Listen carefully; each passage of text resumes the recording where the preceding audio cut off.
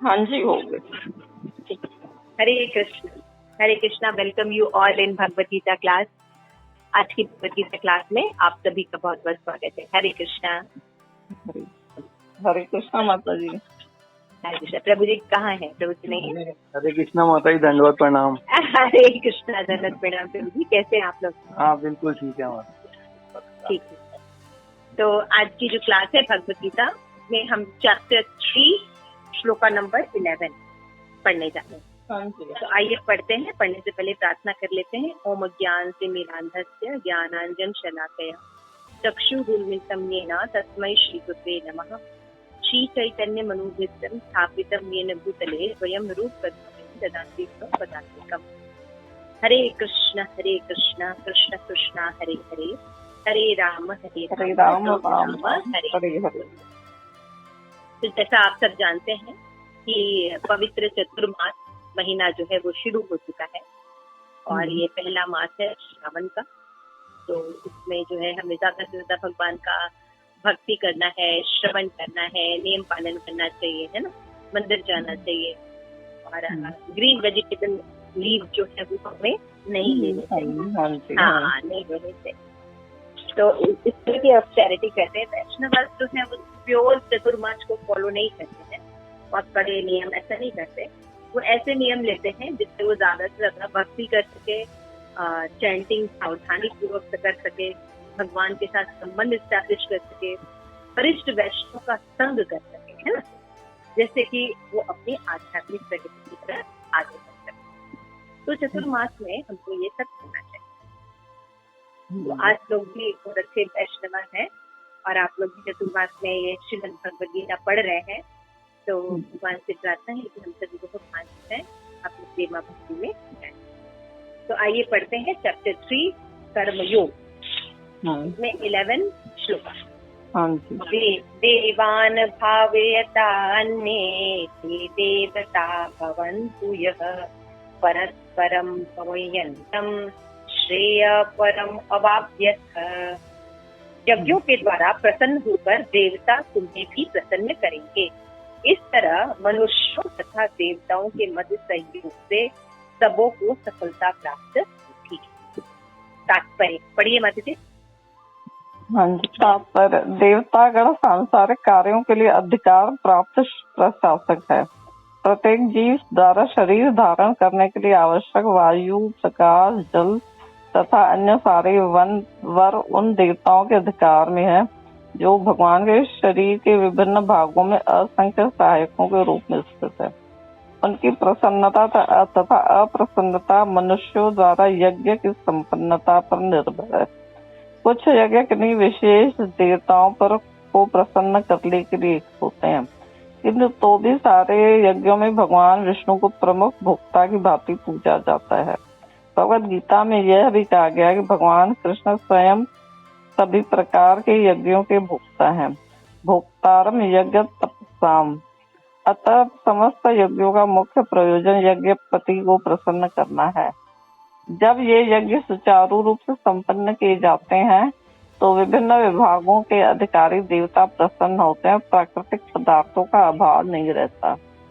यज्ञों को संपन्न करने से अन्य लाभ भी होते हैं जिनसे अंततः भव बंधन से मुक्ति मिल जाती है। यज्ञ से सारे कर्म पवित्र हो जाते हैं, जैसा कि वेद वचन है।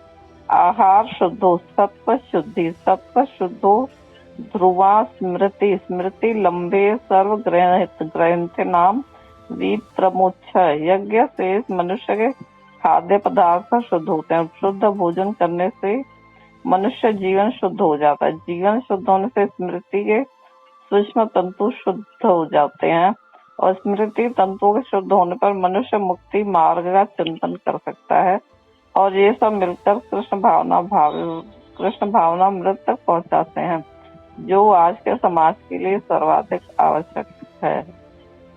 तो देखिए यहाँ पे कर्म योग चैप्टर है।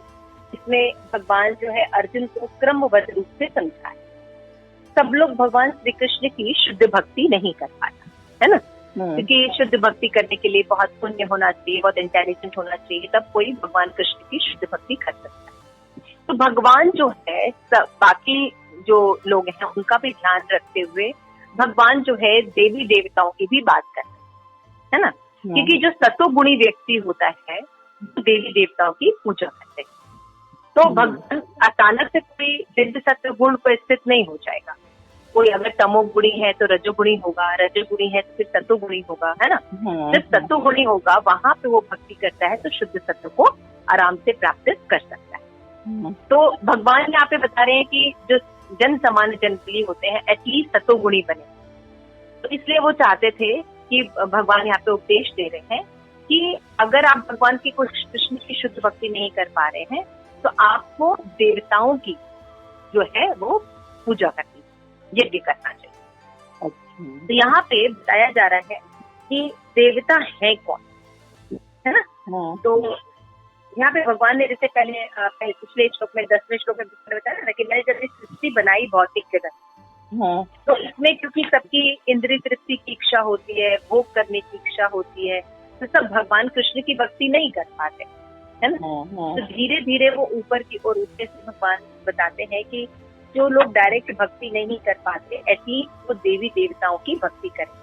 क्यों? क्योंकि भगवान ने कहा कि जब मैंने ये भौतिक सृष्टि की तो मैंने बहुत से ऐसे प्रशासनिक अधिकारी भी अपने बना दिए हैं जो कि देवी देवता हैं, और वो अलग अलग डिपार्टमेंट संभालते हैं। तो जिसकी जिस भी देवी देवता में श्रद्धा हो उसकी वो पूजा करे, अर्चना करे, और वेद में जैसा बताया गया है उसके हिसाब से उनकी आराधना करे, है ना। तो क्या होगा कि आपस में इन दोनों में सहयोग बना रहेगा और ये उनकी संतुष्टि के लिए यज्ञ करेंगे, जिससे वो संतुष्ट होकर उनको वो वांछित वस्तु प्राप्त कराते है ना। जैसे बहुत से लोग धन चाहते हैं, बहुत से लोग पुत्र चाहते हैं, बहुत से लोग नौकरी चाहते हैं, बहुत से लोग स्वास्थ्य चाहते हैं, बहुत से लोग सुंदरता चाहते हैं।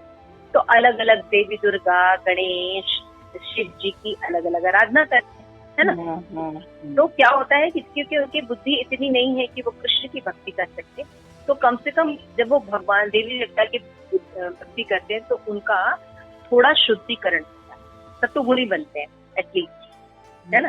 इसलिए भगवान कहते हैं कि उनके साथ सहयोग करो, और यज्ञ के द्वारा जब वो प्रसन्न हो जाएंगे देवता तो वो क्या करेंगे, आपको संपन्नता प्रदान करेंगे। तो आज हम मानव समाज में देखते हैं, हम सोचते हैं कि हम धन कमा लेंगे या हम यशस्वी हो जाएंगे या हम सो कॉल्ड डिग्री प्राप्त कर लेंगे तो क्या हो जाएंगे, हम सुखी हो जाएंगे। तो यहाँ ये बात नहीं कही जा रही, यहाँ बताया जा रहा है अगर आपको कोई भी चीज चाहिए तो आपको किसी के ऊपर निर्भर रहना, भगवान पर निर्भर ही रहना पड़ेगा, क्योंकि जीव अपने द्वारा कुछ भी नहीं करता। जीव जो बोलता है कि ये उसका शरीर है, अगर आप शरीर को भी ध्यान से देखिए तो शरीर में कोई भी परिवर्तन है, कोई भी डिजीज है या कोई भी चीज को रोक नहीं पाते, ये हमारे बस में नहीं है ना। पल के झपकाना एक नॉर्मल प्रक्रिया है, वो भी हमारे बस में नहीं है ना। हम अपने आप को बूढ़ा होने से नहीं रोक सकते, रोग ग्रसित होने से नहीं रोक सकते। तो थोड़ा सा ध्यान अगर दे तो हम देखेंगे कि हम किसी के द्वारा गवर्न किए जाते हैं, है ना। तो जो लोग ये सोचते हैं कि वो स्वतंत्र है और वो ही भोगता है, तो वो दरअसल उनका जो विचारधारा है वो सही नहीं है। यहाँ पे भगवान स्वयं बता रहे हैं कि देवता गणों को उन्होंने इस जगत के अलग अलग डिपार्टमेंट लेके रखे, और जब वो उनकी उसी शास्त्र में विधि विधान देके रखे हैं कि गणेश जी की उपासना करनी तो कैसे करनी है, लक्ष्मी जी की उपासना करनी तो कैसे करनी है ना, शंकर जी की उपासना करनी है, पार्वती जी की उपासना करनी है, विभिन्न जो देवता हैं उनकी उपासना करनी है तो उनको कैसे भक्ति करनी चाहिए। जब वो वैसी भक्ति करते हैं, उनके लिए यज्ञ करते हैं, वो उनको वो इच्छित वस्तु प्रदान कर देते हैं, है ना। यहाँ पे बताया गया है कि वायु, प्रकाश, जल, ये सारे जो है ये देवता के अधिकार में भगवान ने दिए, है ना। कोई वायु मिनिस्टर है ना, कोई जल मिनिस्टर है, कोई धन मिनिस्टर है ना, कोई विद्या मिनिस्टर है। इस तरह से अलग अलग डिपार्टमेंट भगवान ने देवताओं को दिए। तो भगवत गीता ये हमें बताती है कि हमें परम भोक्ता जब हम भगवान की भक्ति नहीं करते और हमें भोगने की इच्छा रहती है तो एटलीस्ट सत्वगुणी बुद्धि में पहुंचे इसलिए उन्होंने रिकमेंड किया कि आप देवताओं के लिए यज्ञ करिए, क्योंकि देवताओं से यज्ञ करेंगे तो क्या होगा, आपको कम से कम इच्छित वस्तु मिलेगी। आज हम इन शास्त्रों की बातों को नहीं मानते, अपने मनमाने ढंग से करते, इवन देवी देवताओं की भी पूजा नहीं करते, है ना। अगर आप देखें कि कोई, जैसे कि अगर गणेश जी की पूजा होती है या दुर्गा पूजा मनाते हैं, तो आप देखिए ऑथेंटिक तरीके से अब नहीं मनाते, है ना।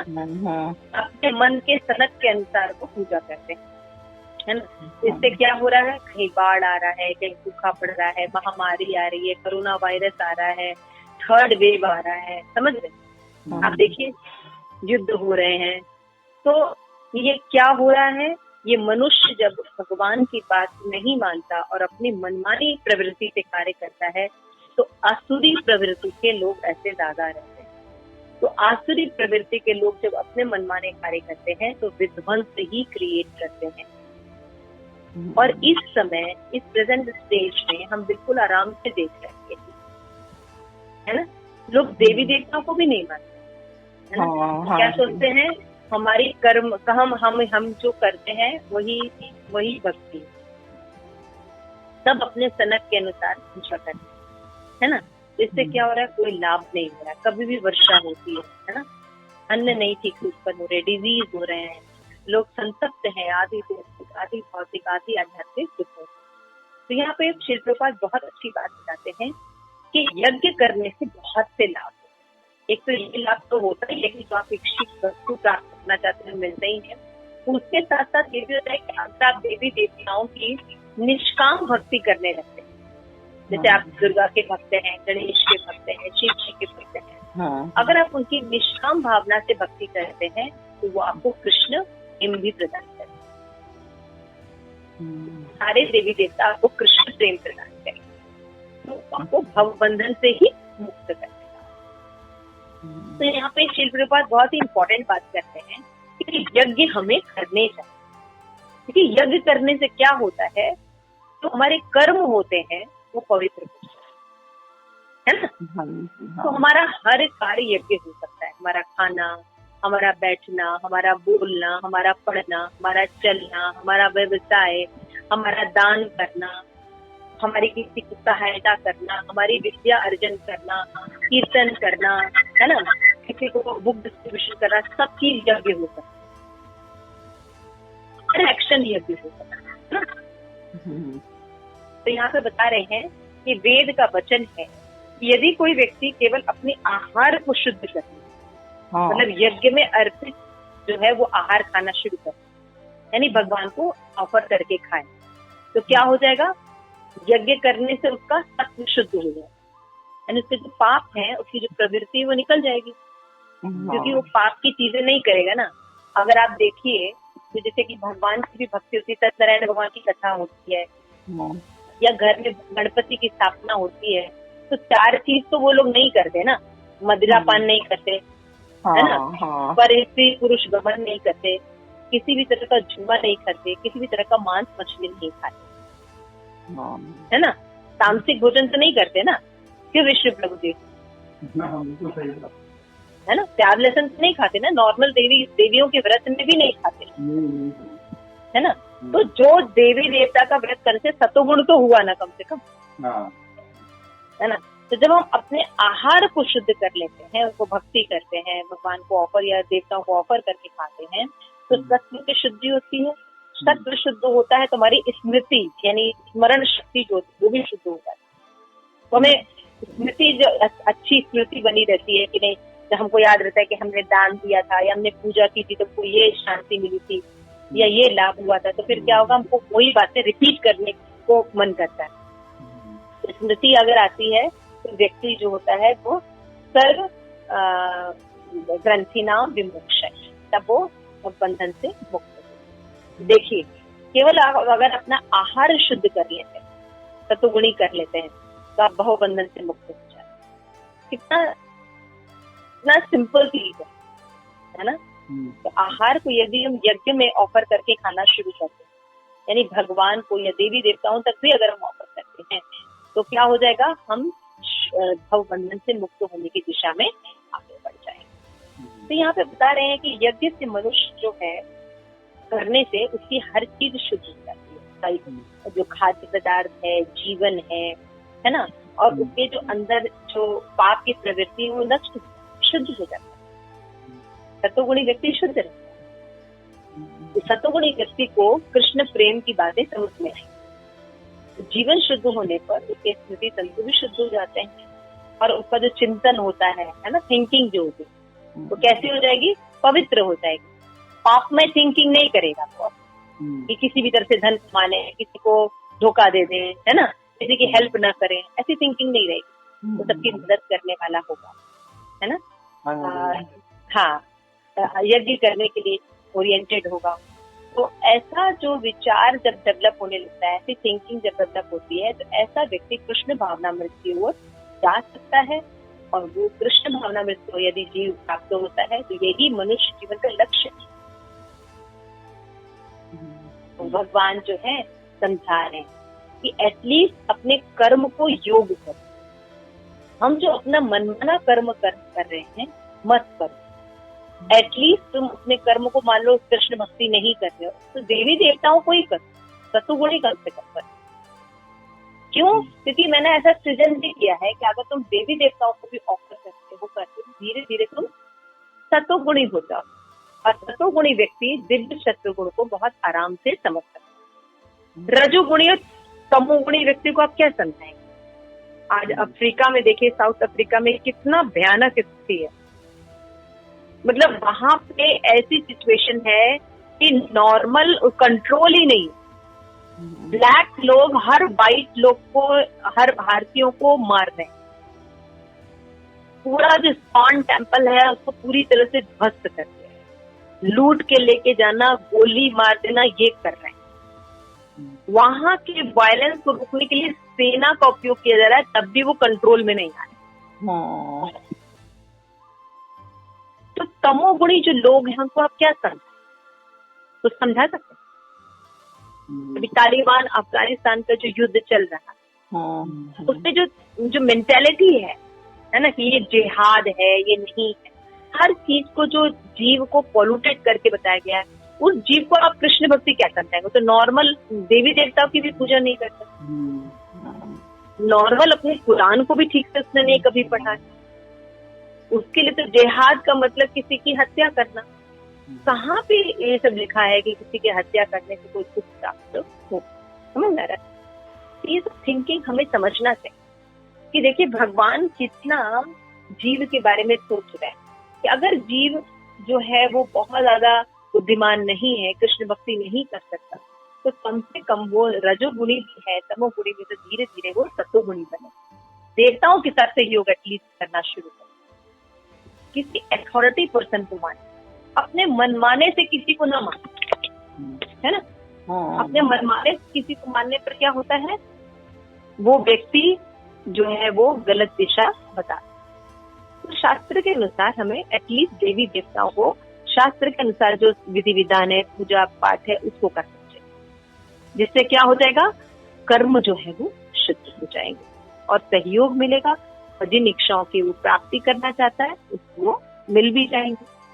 ठीक है। इसके बाद श्लोका 12वां पढ़ते हैं। ईस्थान भोगानि वो देवा दास्यन्ते यज्ञ भाविता तैदतान अपरदाय एकस्व च भुंजते तेन एव स। बहुत सुंदर श्लोक भगवान बोले, तेन एव स, कि विभिन्न जीवन की विभिन्न आवश्यकताओं की पूर्ति करने वाले विभिन्न देवता यज्ञ संपन्न होने पर प्रसन्न होकर तुम्हारी सारी आवश्यकताओं की पूर्ति करेंगे। किंतु जो इन उपहारों को देवताओं को अर्पित किए बिना भोगता है वो निश्चित रूप से चोर है। बहुत सुंदर श्लोक है और बहुत सुंदर सिद्धांत है, शायद आपने पहले नहीं पढ़ा हो। तो जो लोग आज देवी देवताओं को भी नहीं मान रहे हैं तो वो चोर की श्रेणी में आते हैं। तो उनका फिर नतीजा क्या होगा ये भी भगवान है। आइए श्लोक को समझने की कोशिश करते हैं। तात्पर्य पढ़िए विष्णु प्रभु। देवतागण भगवान विष्णु द्वारा भोग सामग्री प्रदान करने के लिए अधिकृत किए गए हैं।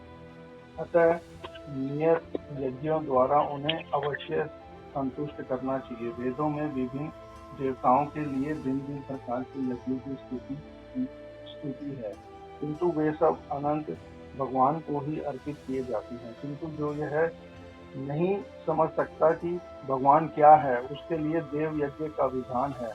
अनुष्ठानकर्ता के भौतिक गुणों के अनुसार वेदों में विभिन्न प्रकार के यज्ञों का विधान है। विभिन्न देवताओं की पूजा भी उसी आधार पर अर्थात गुणों के अनुसार की जाती है। उदाहरणतः मांसाहारियों को देवी काली की पूजा करने के लिए कहा जाता है, जो भौतिक प्रकृति की घोर रूपा है, और देवी के समक्ष पशु बलि का आदेश है, क्योंकि जो सतोगुणी है उनके लिए विष्णु की दिव्य पूजा बताई जाती है। अतः समस्त यज्ञों का ध्येय उत्तरोत्तर दिव्य पद प्राप्त करना है। सामान्य व्यक्तियों के लिए कम से कम 5 यज्ञ आवश्यक हैं, जिन्हें पंच महायज्ञ कहते हैं। किंतु मनुष्य को यह जानना चाहिए कि जीवन की सारी आवश्यकताएं भगवान के देवता प्रतिनिधियों द्वारा ही पूरी की जाती है। कोई कुछ बना नहीं सकता। उदाहरणतः मानव समाज के भोज्य पदार्थों को लें। इन भोज्य पदार्थों में शाकाहारियों के लिए अन्न, फल, शाक, दूध, चीनी आदि हैं, तथा मांसाहारियों के लिए मांसाहारी, जिनमें से कोई भी पदार्थ मनुष्य नहीं बना सकता। एक और उदाहरण लें, यथा ऊष्मा, प्रकाश, जल, वायु आदि जो जीवन के लिए आवश्यक है, इनमें से किसी को बनाया नहीं जा सकता। परमेश्वर के बिना ना तो प्रचुर प्रकाश मिल सकता है, न चांदनी, वर्षा या प्रातःकालीन समीर ही, जिनके बिना मनुष्य जीवित नहीं रह सकता। स्पष्ट है कि हमारा जीवन भगवान द्वारा प्रदत्त वस्तुओं पर आश्रित है। यहाँ तक कि हमें अपने उत्पादन उद्यमों के लिए अनेक कच्चे मालों की आवश्यकता होती है, यथा धातु, गंधक, पारद, मैग्नीज तथा अन्य अनेक आवश्यकताएं वस्तुएं, जिनकी पूर्ति भगवान के प्रतिनिधि इस उद्देश्य से करते हैं कि हम उनका समुचित उपयोग करके आत्म साक्षात्कार के लिए अपने आप को स्वस्थ एवं पुष्ट बनाएं, जिससे जीवन का चरम लक्ष्य अर्थात भौतिक जीवन संघर्ष से मुक्ति प्राप्त हो सके। यज्ञ संपन्न करने से मानव जीवन का यह लक्ष्य प्राप्त हो जाता है। यदि हम जीवन उद्देश्य को भूलकर भगवान के प्रतिनिधियों से अपनी इंद्रिय तृप्ति के लिए वस्तुएं लेते रहेंगे और इस संसार में अधिकाधिक फंसते जाएंगे, जो कि सृष्टि का उद्देश्य नहीं है, तो निश्चय ही हम चोर हैं, और इस तरह हम प्रकृति के नियमों द्वारा दंडित होंगे। चोरों का समाज कभी सुखी नहीं रह सकता, क्योंकि उनका कोई जीवन लक्ष्य नहीं होता। भौतिकतावादी चोरों का कभी कोई जीवन लक्ष्य नहीं होता। उन्हें तो केवल इंद्रिय तृप्ति की चिंता रहती है। वे नहीं जानते कि यज्ञ किस तरह किए जाते हैं। किंतु चैतन्य महाप्रभु ने यज्ञ संपन्न करने की सरलतम विधि का परिवर्तन किया है। यह है संकीर्तन यज्ञ, जो संसार के किसी भी व्यक्ति द्वारा जो कृष्ण भावनामृत के सिद्धांतों को अंगीकार करता है, संपन्न किया जा सकता है।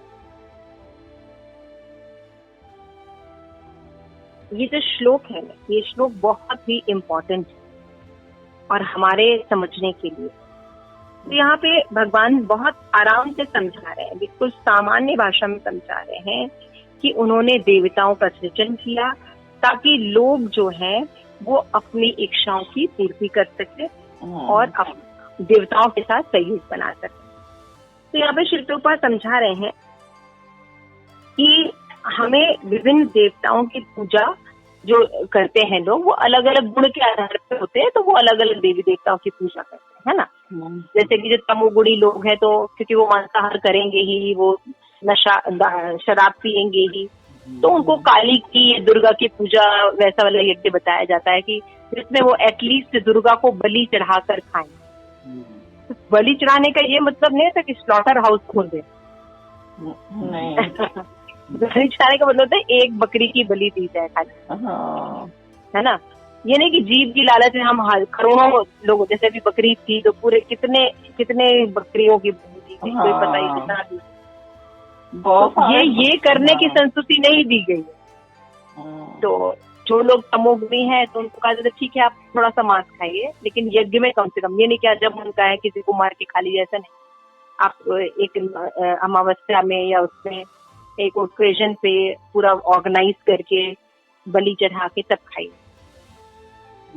तो और जो सतोगुणी लोग होते हैं उनको देव विष्णु भगवान की पूजा करने के लिए कहा जाता है।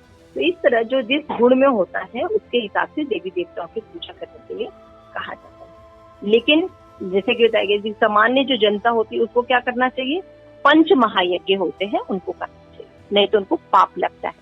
जो कृष्ण भक्ति नहीं करते उनको 5 महायज्ञ करने पड़ते हैं, जैसे गणेश की, दुर्गा की, शिव जी की, सूर्य की, है ना, इनकी आराधना करनी पड़ती है। ये 5 महायज्ञ में आते हैं। जो नहीं करते फिर उनको अपराध लगता है।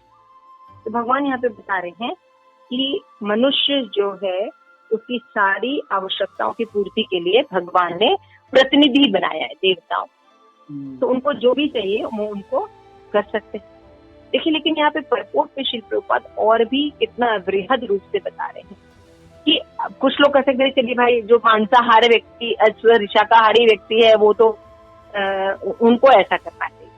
लेकिन शिल प्रभुपाद कह रहे हैं जो मांसाहारी भी हैं या जो भगवान को नहीं भी मानते हैं उनके लिए एक प्रश्न है, क्या वो दुनिया में कोई ऐसी चीज है जो खुद उत्पन्न कर सकते हैं? तो यहाँ पे पता चलता है कि कोई कुछ भी उत्पन्न नहीं कर सकता, भगवान ही हर चीज उत्पन्न करते हैं। और देवी देवता जो भी उत्पन्न करते हैं भगवान की शक्ति प्राप्त है। तो श्रीमद् भागवत में पूरा उल्लेख, जैसे ऊष्मा, प्रकाश, जल, वायु, है ना, जितने भी खनिज पदार्थ है ना, गंधक है, मैग्नीशियम है, कच्चा माल है, इसे कोई भी उत्पन्न कर सकता है? कोई भी उत्पन्न नहीं कर सकता। तो जीव पूरी तरह से भगवान पर और देवताओं पर निर्भर रहता है, और अगर उसको अपना जीवन सुखमय बनाना है तो उसको देवताओं के साथ सहयोग करना चाहिए और शास्त्र के अनुसार विधि विधान से उनकी भक्ति करनी चाहिए। तो यज्ञ संपन्न करने से मानव जीवन का यह लक्ष्य प्राप्त हो जाता है जब हम यज्ञ करते हैं। लेकिन शिल प्रभुपाद यहाँ पे बता रहे हैं, या इस श्लोक में बताया गया है कि अब सारी प्रॉपर्टी किसी की हो और आप उसको पूछे बिना उसका भोग करें तो आपको चोर नहीं कहा जाएगा? हाँ, हरे कृष्णा, चोर नहीं कहा जाएगा, बिल्कुल कहा जाएगा। मान लीजिए आपका घर है, पावनी माता जी का घर है, हम ठीक है जानते हैं आपको, लेकिन हम आपके घर में आए, सीधे आपकी जो तिजोरी है उसको खोले, उसमें से कुछ पैसे निकाले और चले जाए, तो आप कहेंगे अरे ये क्या? मतलब जिसकी चीज है उसको पूछना तो चाहिए। तो बिना पूछे जब हम कोई भी चीज का उपयोग करते तो क्या कहलाएंगे? चोर। सारी संपत्ति तो भगवान की है, प्रतिनिधि के रूप में देवता उसको प्रोवाइड कर रहे हैं। सुना ना आपने कि चाहे एक अनाज हो ना, चाहे वो मांस हो, चाहे जानवर हो, चाहे खनिज पदार्थ हो, चाहे कच्चा माल हो, चाहे ये शरीर हो, सब चीज प्रोवाइड की जा रही है आपको। तो कुछ बना नहीं सकता, सब चीज सबको प्रोवाइड हो रही है। और उन देवताओं को भी आप बिना पूछे उनकी चीजों का उपयोग करें तो आप चोरी तो हैं। तो यहाँ पे श्री प्रभुपाद कह रहे हैं चोरों का समाज कभी सुखी नहीं रह सकता। तो आज अगर आप ध्यान से देखिए तो ज्यादातर जनसंख्या चोर है। हाँ जी, हाँ, है ना, वो किसी देवी देवताओं को नहीं चढ़ा के खाते हैं, है ना, कुछ भी नहीं मानते। और अगर वो देवी देवताओं को मानते भी तो अपनी सनक के अनुसार पूजा करते हैं, न कि शास्त्र के अनुसार पूजा करते हैं, है ना। तो क्या हो रहा है, वो सब कौन है? वो सब चोर है। तो चोरों का समाज कभी सुखी नहीं रह सकता, इसीलिए आज समाज सुखी नहीं है। क्यों नहीं सुखी रह सकता? इसका रीजन बताया श्री कि जो चोर होते हैं या जो चोर प्रवृत्ति के लोग होते हैं जो अपने आप को केवल भोग करना जानते हैं, उनको जो सारी चीजें मिली हैं उसकी कोई अहमियत नहीं है, तो ये लोग जो है जीवन के लक्ष्य को नहीं जानते। ये नहीं जानते कि मनुष्य शरीर जो है भगवत साक्षात्कार के लिए मिला है। उनको केवल भोग करना होता है, उनको केवल धन कमाना होता है, भोग करना होता है ना। तो ये लोग जीवन के चरम लक्ष्य को नहीं जानते, चोर होते हैं, इसलिए कभी सुखी नहीं। बहुत इंपॉर्टेंट लाइन। जब मैंने ये श्लोक पहली बार पढ़ा था तो मुझे कई दिन तक नींद नहीं आई थी, और मुझे इस बात का आंसर मिल रहा था, क्योंकि मैं हमेशा क्वेश्चन पूछती थी कि मेरे जीवन में इतना दुख क्यों है, जबकि मैं तो बहुत अच्छे से सब चीज पालन करती हूँ, है ना। तो मुझे ये आंसर मिला कि क्या मैं शास्त्र के अनुसार देवी देवताओं का सहयोग करती हूँ। अगर हम आंसर था हाँ करते हैं, थोड़ा बहुत करते हैं, ज्यादा नहीं करते, है ना। तो प्रॉपर तरीके से जब हम देवी देवताओं को फॉलो करेंगे, तो देवी देवताओं को फॉलो करने वाला व्यक्ति भी मीट ईटिंग नहीं करता, मांस मछली प्याज लहसुन नहीं खाता, मदिरा प्रयोग नहीं करता, है, अवैध पुरुष स्त्री संग नहीं करता, है ना। तो हम लोग भगवान को भोग नहीं खाते, केवल इंद्रिय तृप्ति में लगे रहते। देवी देवताओं की उपासना किस लिए कहते हैं कि हमारा जो भोग है वो बनाए। एक सिंपल से एग्जांपल है, सब लोग नई कार खरीदते हैं या कोई भी चीज खरीदते हैं तो भगवान के मंदिर लेके जाते हैं, है ना। पंडित जी से उसका आरती करवाते हैं, प्रदक्षिणा कराते हैं। नया कंप्यूटर खरीदते हैं तो लोग करते हैं ना, पूजा करते हैं, है ना। क्यों करते हैं? कि भगवान थैंक यू आपने दिया। हरे कृष्णा। हाँ जी। हाँ, नहीं, इसलिए नहीं करते, वो इसलिए करते हैं कि ये बहुत अच्छे से चलता रहे, कोई एक्सीडेंट ना हो, टूटे नहीं, और मैं इससे बहुत अच्छे अच्छे काम कर सकूं और अच्छे से धन कमा सकूं। उससे कहीं कृतज्ञता नहीं रहती कि भगवान आपने दिया, उसे भोग की इच्छा रहती है कि निर्विघ्न रूप से हम भोग करते रहे, इसलिए वो देवी देवताओं के मंदिर में या भगवान के मंदिर में जाते हैं, है ना। लेकिन जो भक्त होते हैं वो किस लिए जाते हैं कि भगवान आपने हमें ये वस्तु दी है, आपकी सेवा में लगे, आपकी प्रसन्नता के लिए यूज हो, इसलिए वो करते हैं। दोनों की कॉन्शियसनेस से बहुत अंतर होता है। तो चोरों का समाज जो है वो कभी सुखी नहीं रह सकता, जिसको जीवन लक्ष्य नहीं पता होता और हमेशा इंद्रिय तृप्ति की चिंता रहती है। तो क्या करता है, इसलिए जो व्यक्ति देवताओं के साथ भी सहयोग नहीं करता, शास्त्र के अनुसार देवताओं की भी भक्ति नहीं करता, वो चोर होता है, और वो चोरों का समाज जो है वो कभी सुखी नहीं है। तो गणेश के नाम पर इतने बड़े बड़े पंडाल बनाते हैं, है ना, गणेश चतुर्थी करते हैं, लेकिन उनका धन जो है वो कहाँ यूज करते हैं? अपनी इंद्रिय तृप्ति के लिए करते हैं, है ना। आप देखिए इतने बड़े नवरात्र मनाए जाते हैं, गणेश चतुर्थी मनाई जाती है, कितना चंदा इकट्ठा किया, और उन चंदों का केवल मिसयूज किया जाता है, अपनी इंद्रिय तृप्ति की जाती है। तो भगवान के धन का उपयोग भगवान की सेवा में कहाँ हुआ? तो वो लोग चोर होते हैं, और चोरों का समाज कभी सुखी नहीं होता, इसीलिए वो सदैव उत्पात ही मचाते हैं, और अंत में उनकी गति भी छूटती है। इसलिए चैतन्य महाप्रभु ने कहा है कि आज के जो कलयुग है इसमें कुछ नहीं हो सकता, सब चीज बहुत मुश्किल सब भक्ति बहुत मुश्किल। तो संकीर्तन यज्ञ जो है ये सबसे सरल विधि है। अपने घर पे बैठिए, हरे कृष्ण कृष्ण कृष्ण हरे हरे, हरे राम राम राम हरे। 4 नियम का पालन करते हुए इस हरे कृष्ण महान मंत्र का जप कीजिए। आप दुनिया का सर्वश्रेष्ठ यज्ञ कर रहे हैं, और बहुबंधन से भी मुक्त हो जाएंगे, भगवत धाम की भी प्राप्ति होगी, और मनुष्य समाज में भी क्या होगा, क्योंकि आप सत्वगुणी बनेंगे, है ना। और जब भगवान की भक्ति करेंगे तो दिव्य सत्वगुणी बनेंगे, तो आपके सारे क्रियाकलाप कैसे हो जाएंगे? यज्ञ में अर्पित हो जाएंगे। आप कोई भी डिस्ट्रक्शन के काम नहीं करेंगे, है ना। तो क्या होगा, समाज में भी आप सहयोग प्रदान कर रहे हैं, मरने के बाद भी आपको भगवत धाम प्राप्त होगा। तो दोनों ही दशा में आप ठीक रहेंगे। जो ऐसा नहीं करता, भगवान उसको क्या कर रहे हैं? वो व्यक्ति चोर है। तो अभी तो देवी देवताओं को जो नहीं करता ऑफर, उसको भगवान ने चोर कहा। लेकिन जो कृष्ण भक्ति नहीं करता उसको क्या कहा है भगवान ने, ये अगले श्लोक में बता रहे हैं भगवान। यज्ञ स्थानी संतो मुच्यन्ते सर्व किल विषय भुंजते ते स्वयं पापम ये पचन्ति आत्म कारणात्। भगवान कह रहे हैं कि लेकिन जो दूसरी तरफ जो भगवान के भक्त होते हैं वो सभी प्रकार के पाप से मुक्त होते हैं। यज्ञ स्थाना संतो मुच्यन्ते सर्व किल विषय।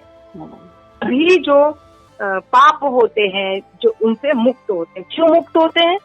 क्योंकि वो यज्ञ में अर्पित किए भोजन यानी प्रसाद को ही खाते है ना। अन्य लोग जो अपने इंद्रिय सुख के लिए भोजन बनाते हैं वे निश्चित रूप से पाप खाते हैं। जो देवताओं को नहीं लेते वो तो चोर कहलाते हैं। लेकिन जो भगवान की भक्ति नहीं करते, भगवान को ऑफर नहीं करते, वो अघम पापम खाते हैं। तो जो पाप करता है, घोर पाप खाते हैं, वो लोग सुखी रह सकते हैं? नहीं। इसीलिए आज का जो समाज है वो सुखी नहीं। इन सिद्धांतों को हम पढ़ते नहीं, इन भगवत गीता के श्लोकों को हम सुनते नहीं। किसी भी ऑथेंटिक डिवोटी से हम भगवत गीता नहीं सुनते। हम मायावादियों के, निर्विशेषवादियों के चक्करों में पड़े रहते हैं। इसीलिए सही ज्ञान ही नहीं मिलता। मैंने कभी भी भगवत गीता का ये श्लोक जो पढ़ा तो मैंने कभी भी ये डेफिनेशन किसी ने नहीं समझा है, तो श्रील प्रभुपाद ने हमें समझा। तो ये तात्पर्य पढ़ लीजिए। पावनी माता जी पढ़िए। हाँ जी हाँ। तात्पर्य, भगवत भक्तों या कृष्ण भावना भावित पुरुषों को संत कहा जाता है। वे सदैव भगवत प्रेम में निमग्न रहते हैं। जैसा कि ब्रह्म संहिता में 5.38 में कहा गया है, प्रेमांजन सुहृत भक्ति विलोचनेन संतः सदैव हृदयेषु विलोकयन्ति। संत गण श्री भगवान गोविंद समस्त आनंद के दाता या मुकुंद मुक्ति के दाता या कृष्ण सबों को आकृष्ट करने वाले पुरुष के प्रगाढ़ प्रेम में मग्न रहने के कारण कोई भी वस्तु परम पुरुष को अर्पित किए बिना ग्रहण नहीं करते। फलतः ऐसे भक्त पृथक पृथक भक्ति साधकों के द्वारा यथा श्रवण कीर्तन स्मरण अर्चन आदि के द्वारा यज्ञ करते रहते हैं, जिससे संसार के संपूर्ण पाप में संगति के कल्पश से दूर रहते हैं। अन्य लोग जो अपने लिए या इंद्रिय तृप्ति के लिए भोजन बनाते हैं वे न केवल चोर हैं अपितु सभी प्रकार के पापों को खाने वाले हैं। जो व्यक्ति चोर तथा पापी दोनों हो भला वह किस तरह सुखी रह सकता है? यह संभव नहीं। अतः सभी प्रकार से सुखी रहने के लिए मनुष्य को पूर्ण कृष्ण भावना भावित में संकीर्तन यज्ञ करने की सरल विधि बताई जानी चाहिए, अन्यथा संसार में शांति या सुख नहीं हो सकता। देखिए अब एकदम साफ साक्षी प्रयोग, जो भक्त होते हैं वो जो होते हैं पापों से मुक्त होते हैं। किस लिए मुक्त होते हैं? क्योंकि वो भगवान को अर्पित प्रसाद ही खाते हैं। तो इसलिए वो सदैव पापों से मुक्त रहते हैं, क्योंकि भगवान मुकुंद की भक्ति करते हैं, श्रवण करते हैं, कीर्तन करते हैं, स्मरण करते हैं। और ऐसा नहीं कि वो बस सुबह शाम करते हैं, वो 24 आवर इसमें लगे रहते हैं, है ना। हाँ, इसलिए जो भगवान के जो भक्त रहते हैं वो पाप में न कार्य करते हैं न लगते हैं, वो भगवान की कृष्ण की भक्ति करते हैं, उनके आश्रय में रहते हैं, तो वो सदैव जो है पापों से मुक्त रहते हैं। लेकिन दूसरी तरफ जो लोग होते हैं जो भगवान कृष्ण की भक्ति नहीं करते, न देवी देवताओं की भक्ति करते हैं, अपनी इंद्रिय तृप्ति करते हैं, न भगवान न देवी देवताओं को कुछ ऑफर करते हैं, न कुछ करते हैं, चोर भी होते हैं और पाप भी होते हैं। एटलीस्ट जो देवी देवताओं को देते कम से कम प्याज लहसुन तो नहीं करेंगे ना, मीट मछली तो नहीं खाएंगे ना, लेकिन जो इंद्रिय तृप्ति के लिए करते मात्र सब कुछ खाते हैं। आज डॉग कल्चर, आज कल्चर जो देखिए डॉग कल्चर घर घर है ना, ब्राह्मणों की स्थिति भी इतनी पतित हो चुकी है ना। ब्राह्मण शास्त्र की जगह डॉग बोलते हैं, सबसे आने वाली पीढ़ियों को भी यही कल्चर दे रहे हैं, है ना। तो चोर तो है ही, साथ में पापी भी है ना। तो जब चोर और पापी व्यक्ति रहेगा तो सुखी और शांत कैसे रहेगा। इसीलिए देखिए आज लोग कितने वायलेंट है ना, सुखी नहीं। क्यों? क्योंकि वो पाप कर रहे हैं और चोर है, इसलिए। इसलिए प्रभुपाद कह रहे हैं कि अगर कोई भक्त बन जाता है तभी वो सुखी रह सकता है, पापों से मुक्त रह सकता है। अन्यथा अगर कोई व्यक्ति भगवान कृष्ण को ऑफर किए बिना खाता है तो अघम पापम खा रहा है। जब ये श्लोक, मैंने ये दोनों श्लोक पढ़ा था तो मेरे दिमाग में हमेशा एक बात रहती थी कि अगर मैं ऑफर करके नहीं खा रही हूँ तो मैं चोर हूँ और मैं पाप खा रही हूँ, है ना।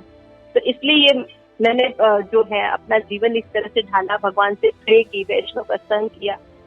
तो मैं अपने पूरे परिवार को, बच्चों को हमेशा कोशिश करती थी कि यज्ञ में अर्पित भोजन ही दे, टिफिन में भी भगवान का प्रसाद दूं, घर पे भी प्रसाद दें। ये बहुत बड़ा यज्ञ और सैक्रिफाइस था। ठीक है, कोई इसको समझे न समझे, आज बच्चे भी कोई बहुत बड़ी बात नहीं समझते हैं इसको, लेकिन ये बहुत बड़ा कार्य। आप रोज किसी को प्रसाद दीजिए,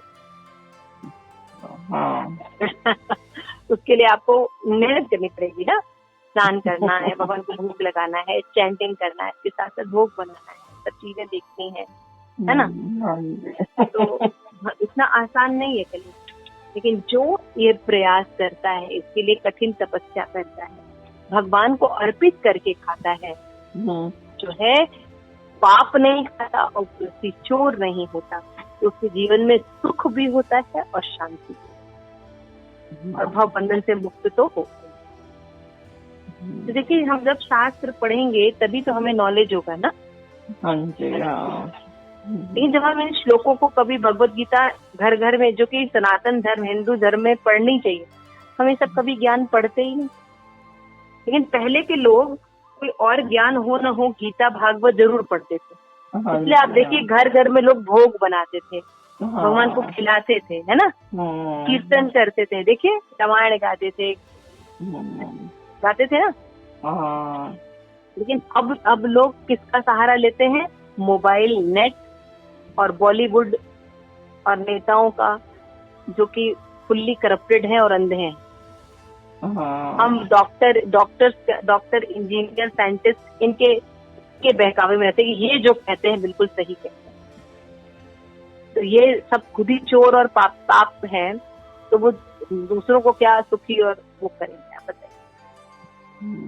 तो जीवन में भगवान की आज्ञाओं का पालन करना है, क्योंकि भगवान जो कहते हैं वो जीव बहुत आराम से कर सकता है, और उसके लिए प्रयासरत रहना, तभी हमको सुख और शांति प्राप्त होगी। कर्म को योग करना है, एटलीस्ट देवताओं की भी पूजा करें तो शास्त्र करें, ठीक है। आज का श्लोक हमने पढ़ा कि भगवान देखिए कितने दयालु हैं भगवान। जो टॉप मोस्ट नहीं कर सकता तो उसको निम्न में भी कितना सुविधा दी है भगवान। लेकिन जब कोई बिल्कुल नहीं करता, बिल्कुल आसुरी प्रवृत्ति का हो जाता है, तो उसको विनाश से कोई दुख नहीं करता। तो आज जो हमने पढ़ा, किसी का कोई प्रश्न है, कोई बात समझ में नहीं आई, कोई बात अच्छी लगी?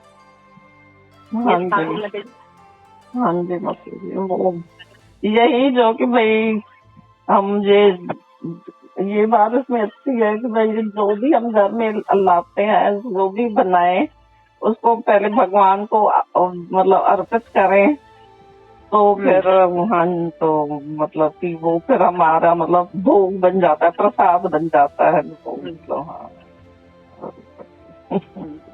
और वरना फिर हम चोर और पापी दोनों कहलाएंगे। स्तेन एव सह त्वम अघम पाप, दोनों। Yes, thank you. Vishnu Prabhu ji. Hare Krishna. Hare Krishna.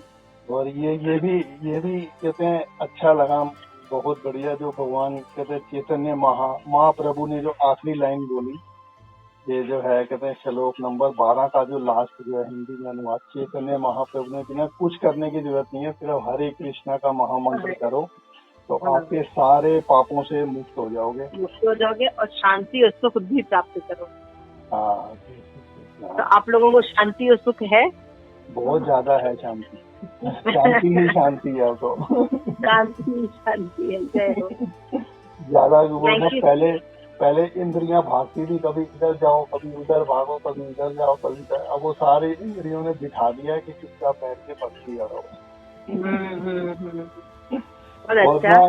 और ये जो है कहते हैं जो बाकी जो देवी देवता हैं, ये जो है जैसे कहते हैं दुर्गा देवी है, ये कहते हैं सिर्फ बस कहते हैं लोग जो है कहते हैं नवरात्रों में माँ मानते हैं, फिर जो है कहते हैं उसके बाद जो है फिर वही अगले दिन जो है 10वें दिन फिर वही अगले दिन दुर्गा काटते हैं, ये करते हैं वो करते हैं, और सिर्फ 9 दिन जो है ना कहते हैं माता को मानते हैं। यही कहते हैं गणेश जी का भी ऐसे ही है, ये बस कहते हैं जो गणेश चतुर्थी वो आते हैं तो बस कहते हैं जो 9 दिन गणेश जी की पूजा पाठ करेंगे, फिर जब वो जैसे कहते हैं समुद्र में परवान करेंगे, फिर उसके बाद फिर वही अपने चालू फिर अपना वो लोगों को समझना चाहिए कि ये रूटीन क्यों दी जा रही है, क्योंकि यही जीवन जीना है। इसलिए बार बार थोड़ा थोड़ा आपको ग्लिम्स दिया जाता है कि थोड़ा थोड़ा आप भक्ति का अभ्यास कीजिए, थोड़ा अभ्यास, लेकिन लोग जो है वो बहुत ही ज्यादा अब बुद्धि का प्रयोग करते हैं, इसलिए शांति सुख नहीं। मगर ये भी देखो ना कि ना मतलब जो दूसरे देवी देवताओं को मानते, मगर उन्होंने भी यही बोला है कि ये मांसाहार